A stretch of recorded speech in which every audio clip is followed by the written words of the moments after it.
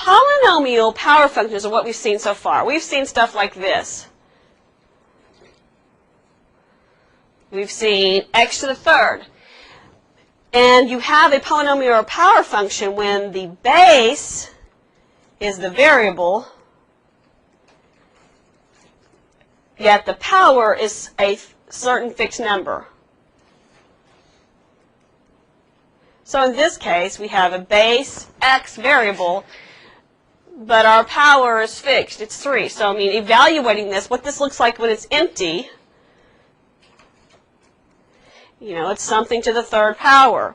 So I could evaluate it at lots of different numbers. I could take a 10 to the third power, and that means I'm going to get 1,000. I could take a half to the third power, but the power itself is not changing. The power is the same thing. So in other words, if I give this, let me give this thing a name, f of x. So this is f evaluated at 10, and this is f evaluated at 1/2. Every time I evaluate, the base will change, but the power does not. So what is 1/2 to the 1/3 power? 1/8. Correct. 1/8. 1/2 times 1/2 times 1/2 is 1/8. So in a polynomial function, your base is the variable, the power is fixed. And we did do a little bit of this comparison again at the beginning of the semester, but it's helpful to do it again. In an exponential function, something different happens. An exponential function could be something like this. It could be 2 for the base, x for the power. So in an exponential function, the base is fixed, and the exponent is the variable.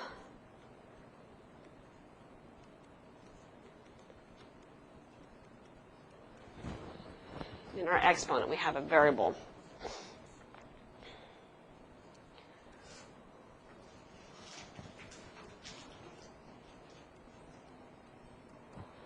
All right. So if we want to evaluate, let's do these same kind of evaluations, but let's do that. So when this is empty, it looks like this. 2 to some power. 2 to some power. So I'm going to evaluate this one also at 10 and 1/2. Let's see what we get. We plug in our 10 here. 2 to the 10th. That's 2 times it as a factor times itself 10 times. Okay? So you can either do it on your calculators, 2 times 2 times 2, times 2 times 2 times 2, times 2 times 2 times 2, or you can use your power key, 2 to the 10th, 2 up caret to the 10th. Tell me what you get. 1,024? Okay. So 2 to the 10th power is 1,024. All right. 2 to the 1/2. Because if I evaluate this function at 1/2, when it's empty, my value for the independent variable is going into the exponent. 2 to the 1/2. Also known as what? Square root of 2. Right. See, if I put the 1/2 in there as the power, if I evaluate this exponential function with a power, then we get the square root of 2, which we know is about 1.41, etc., etc. So they work very differently. A polynomial function versus an exponential function are very different in where the empty part of that function is. Okay? So just to see how easy it is for you to distinguish between, I have a matching exercise we're going to do. Okay?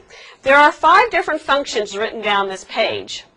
And I'm going to have to write them in here on by hand in here too, because it's typing up the equations that's so hard. So I had to handwrite them on this paper. There are 5 different functions here. There are 5 different classifications here. Polynomial, linear, polynomial quadratic, non-polynomial power form, exponential base e, exponential other base. In other words, I want you to look at these 5 functions on here and see if you can decide which classification 1, 2, 3, 4, and 5 should belong to. Okay? So I'm going to give you each one of these, and I want you guys to try it in your groups, and then we'll see if we match on the matching. Okay. Now, Brandon, if you want to get with the group, you can. We've got space over here with momentarily while the class is deciding what to do. I'm going to go in and write these in by hand.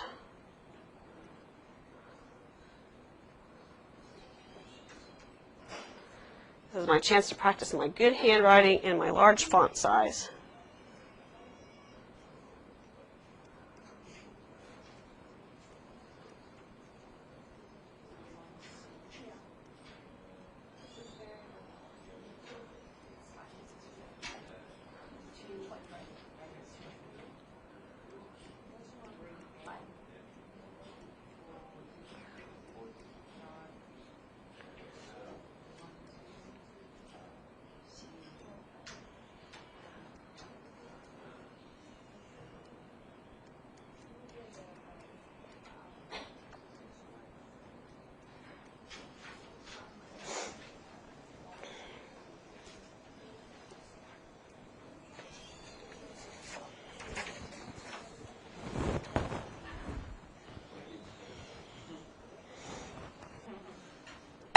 We have revealed the answers here. Now, number one, we've seen those. We know how to differentiate something like that, looks like that. We could rewrite it. It doesn't have to be written in this form. It could be rewritten in this form, x plus 2 to the 1/2 power. Because whenever we have the square root, we know that's the same thing as 1/2. So our base is a variable expression. It's actually x plus 2. But the exponent is fixed. But this is an exponent that's a fraction, so we don't consider that a polynomial. It's a square root function. It's not a polynomial function. So it's square root, so what we classify that as is a non-polynomial, but it's in power form. It's x plus 2 to the 1/2, fixed power. Whereas here, this base, 0.9898 to the t power is exponential with another base because the variable's in the exponent. Exponential means the variable's going to end up being in the exponent here. Okay? How about a? 8x plus 12. Do you remember y equals mx plus b? Remember that? Y equals mx plus b. That's always the equation of a line in slope-intercept form. So it's a linear function. The exponent here is fixed at 1. When numbers go in, they go in for the base, but you always take it to the first power. You don't even think about it because you just multiply it by 8, really. You plug in 10, you're going to do 8 times 10, you're going to get 80, add 12. So the power here is fixed at 1. So this is polynomial linear. What about this one? That one should have been the easiest one. So E is not a variable. E is a number. We talked about that at the very beginning of the semester. You've seen it a couple times. You practiced using it on your calculator. We're going to see it again today. E to the 12x. Okay? And that matches D. And 6x squared minus x minus 1 is a 3-term polynomial, but its degree is second degree. So that makes it a quadratic polynomial. But see, that's a fixed exponent, and the base is what varies. So, okay, what questions about those? After we do our lecture today and Thursday, we'll be able to differentiate every single one of those. We can still, at this point, we know how to differentiate 1. We know how to differentiate 3. We know how to differentiate 5. We can do the odd ones. We can differentiate the odd-numbered ones here. It's 2 and 4 that we haven't talked about how to differentiate them. That's what we're going to learn in our remaining 15 minutes. All right. So,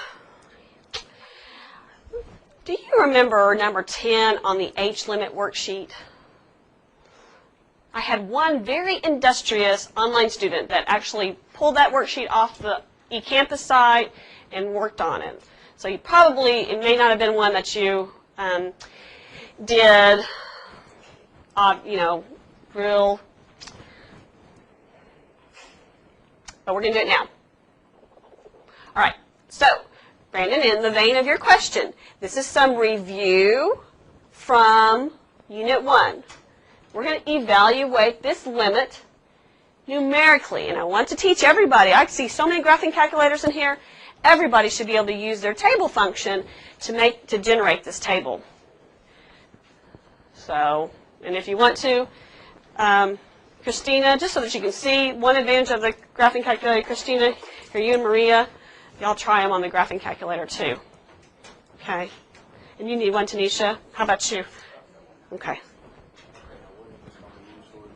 Well, I'm going to show you how to generate a table on your graphing calculator instead of having to do it punch, punch, punch, punch, punch. Get the graphing calculator to be do its nice work for us. But let's be sensible. Let's make some sense of what we're going to do first before we even touch the calculator. Oops, I gave them that too early. Let's decide. If we want to know this h limit, we want to know what does this expression get close to as we pick values for h that are close to 0. So what are some values that are close to 0 on the right? Let's see. To match my key, I'm going to tell you what I want to use. 0.5. 0.1.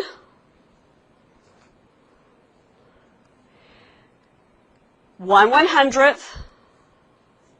1/1000th. Okay.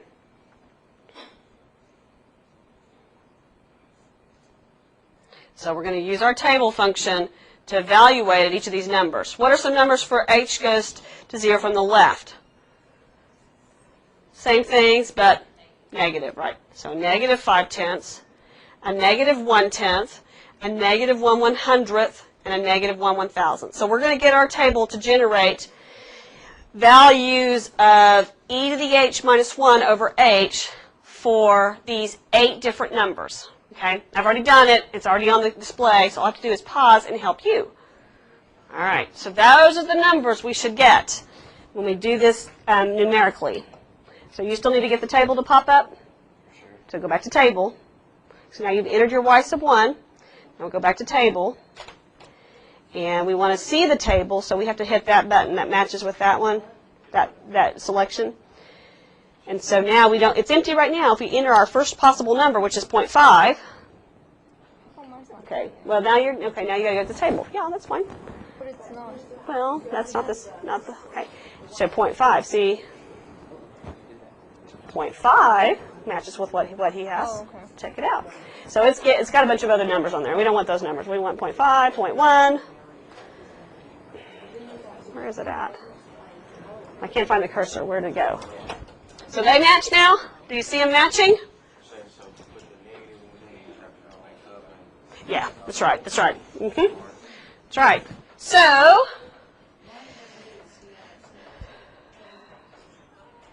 what does that limit appear to be approaching? 1. Appears to be approaching 1. Uh-huh. Huh. We're going to need that in just a second. I know I've got about 2 minutes, don't I? All right. So, what we're going to do is we're going to go through some steps here. How did we have to find the derivative of stuff back in Unit 1? What do? We had to take a limit, right? Now I've got everybody distracted on that. Okay? Okay, come back together. I got 2 minutes. I want to share with you guys something, okay? So, just 2 minutes. Let me have your attention just for 2 more minutes. If we have to find the derivative of anything, it was always the limit as h goes to 0 of the function evaluated at x plus h minus the function evaluated at x divided by h. What did we call this right here? What was this called? It's a D word. Well, that's right. I mean, this is the derivative, but this was called the difference quotient. Okay? So to find the derivative, you take the limit as h goes to 0 of the difference quotient. Okay, so what we're wanting to do here is we want to find out what the derivative of this is. We don't know what the derivative of this is. What does this look like empty? Does it look like that when it's empty? Okay. If I want to evaluate it at x plus h, what have I got? That. Evaluate e to the x plus h goes on the inside. So the next step in that would be, what I'm going to do is I'm going to end up putting this, oh, I messed it up because I showed that other slide, rats. I'm going to take e to the x plus h. That's going to be my function evaluated at x plus h minus e to the x over h. So I'll show you. So this is going to be the limit as h goes to 0. E to the x plus h minus e to the x divided by h. That's our next step. The empty function is e to some power. And the inside of that, what's going to go into it is x plus h. Okay, next slide, which is what I had. Now the next step, okay, this is why I told y'all we needed to know something about those rules of exponents. E to the x plus h is the same thing as e to the x times e to the h. Oh, are we sure? Miss Bull, are you crazy? What do you think? If we go this way, it makes sense, doesn't it? Starting here, remember that rule? We talked about it a second ago. Two bases multiplied, keep the base, add the exponents. All right? So this looks like this. The limit as h goes to 0 of e to the x times e to the h minus e to the x over h. All right? Can you factor out an e to the x out of both of these terms? Let's practice a factoring here. So more factoring is coming around to get us again. It's a GCF factoring. E to the x times e to the h minus 1. If you want to practice with factoring, I've got some stuff I can have you do. You got to ask me, though, so I can tell you what to go work on. Now, this term here is, this factor here is e to the x. It doesn't have anything to do with h, this part right here. So one of the properties of limits, and this is sort of some math magic here, we have to go back and look at that in more detail if you don't believe me, which you shouldn't necessarily believe me, but it actually does work here. I can pull this factor not involving anything to do with h across, and I can take the limit of this other stuff. And we just did this. I'm almost done. I know. I'm holding you over, which I seem like I do that a lot. But you guys are also, we got to start at 11. I'm getting better about being here at 11, so you guys have to be here at 11 too. Okay? Otherwise, we're going to keep going longer, and then Mr. Weiss will be not happy with us. What is the limit as h goes to 0 of e to the h minus 1 over h? 1. How did Scooter know it was 1? It sure doesn't look like anything I've seen before, huh? Yes, we did. We just saw that. Isn't that what we just did? That is what we just did on your table. We did that numerical limit on your table. And so that is the same thing as 1. So here's the really amazing thing. Scooter was here on time, so he's ready to go.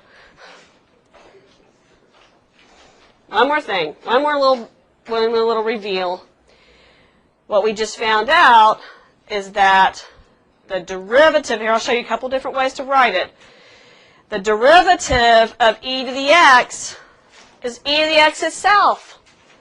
If f of x equals e to the x, then f prime of x is itself. What we just found out by going through the definition and doing some math there was the derivative of e to the x is e to the x. And we'll have to do some more examples on Thursday.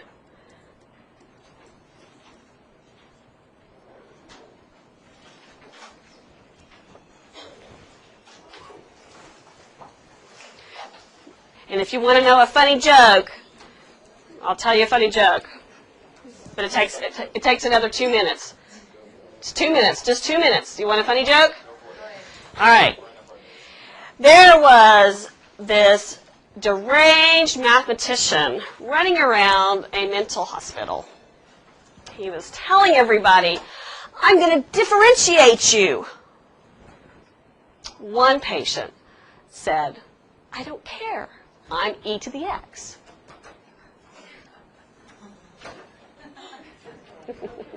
And I don't take credit for that. It was in another book by this same author, Margaret Lyle. Bye. See you guys Thursday.